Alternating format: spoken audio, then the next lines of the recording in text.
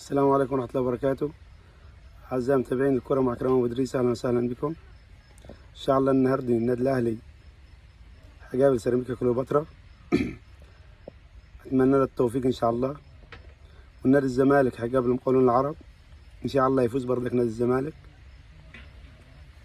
لأن الزمالك والأهلي هم يعني قطبي الكرة المصرية، أقدم فريقين في مصر.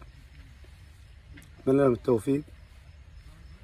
بالنسبة للبيراميدز واللي حصل مع الشيبي لغاية الساعة الراهنة مفيش أي إجراءات اتخذت ضد اللاعب ولا ضد مروان حمدي اللي هو سب الجمهور علني والفيديو موجود. لو الحاجة دي حصلت مع أي لاعب من النادي الأهلي كان زمان دلوقتي الشطب، كانت حل التحقيق. يعني مش هقول لك بعد ساعة من المباراة كانت كونت لجنة على التليفونات، وكان خدوا القرار كله على التليفون، وقال لك لجنة الانضباط تحكم على اللاعب. لكن أي فريق تاني غير النادي الأهلي اللعيبة بتاعته تغلط تشتم، مفيش أي حد بيحاسب ولا فيش أي حد بيعمل أي حاجة معاها. بمعنى صح، أي حد معاه فلوس الاتحاد بتاعنا مش بيحاسبه ولا بياخد أي إجراءات معاه لأن بفلوسه بيسد حنك أي واحد. والأسيوطي نادي معاه فلوس اللي هو بيراميدز، فمستحيل أي لاعب من عنده يتحاسب أو يتحاكم.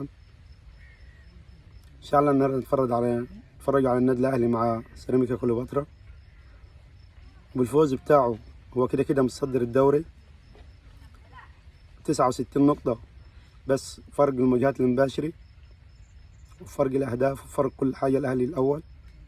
إن شاء الله النهارده يفوز، يوصل للنقطة 72، يبقى متصدر رسمي، ما يبقاش في حد منافس ليه. إن شاء الله البطولة هياخدها النادي الأهلي زي عوايده كل سنة بياخدها. ألف ألف مليون مبروك الفوز على بيراميدز رايح جاي، لأن مفيش أقوى من النادي الأهلي في مصر. كل الفرق المعمولة دي كلها كومبارس، مع احترامي لجميع الفرق، كله كومبارس للنادي الأهلي، وكله بيجي قدام النادي الأهلي بيقلب بطة. صعب جدا إن يفوز على الأهلي غير بالتحكيم الفاشل أو الفاسد. ومليون مبروك للنادي الأهلي، والسلام عليكم ورحمة الله وبركاته.